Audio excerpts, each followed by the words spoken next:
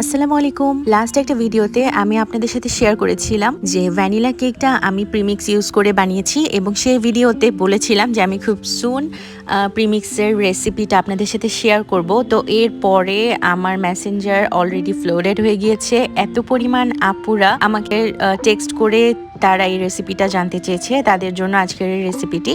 তো আমি এখানে 4টা ডিমের মানে 2 পাউন্ডের একটা ভ্যানিলা কেকের রেসিপি দিব।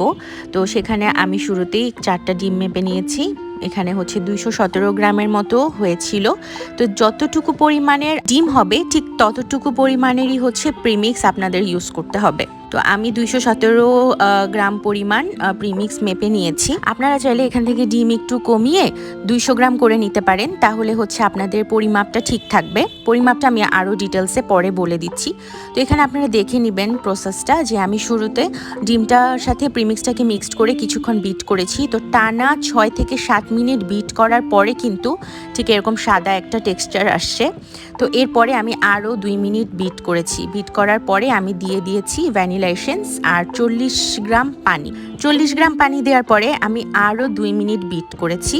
এরপরে আমি হচ্ছে দিয়ে দিয়েছি 40 গ্রাম তেল। দেওয়ার পরে আমি নর্মালি 30 সেকেন্ড বিট করে, যেটা ইউজুয়ালি আমরা হচ্ছে করি, তেল দিয়ে বেশি বিট করিনি, 30 সেকেন্ডের মতো বিট করে তারপর হচ্ছে আমি এটাকে বেক করতে দিয়ে দিয়েছি। আর বিটার মেশিনটা আমি টানা 6 মিনিট বিট করার পরে কিছুক্ষণ রেস্ট করে তারপর আবার 2 মিনিট করে 4 মিনিট, মানে টোটাল 10 মিনিট কিন্তু বিট করতেই হবে। বিটার মেশিনটা মাঝখানে আপনারা রেস্টে রেখে তারপরে বিট করবেন, কিন্তু 10 মিনিট ওভারঅল করতে হবে বিট।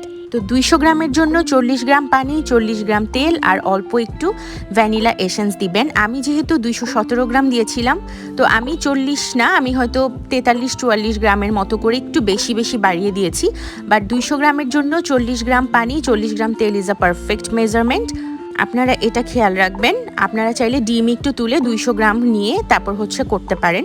আমি 2 পাউন্ডের এই কেকটি বেক করেছিলাম 9 ইঞ্চ একটা মোল্ডে। 9 ইঞ্চ মোল্ডে করার পরেও কিন্তু খুব সুন্দর, মানে 3টা স্লাইস হয়েছিল, খুবই ফুলে আসলে, হ্যাঁ, প্রিমিক্সের কেকগুলো, এবং খেতে অনেক বেশি টেস্টি।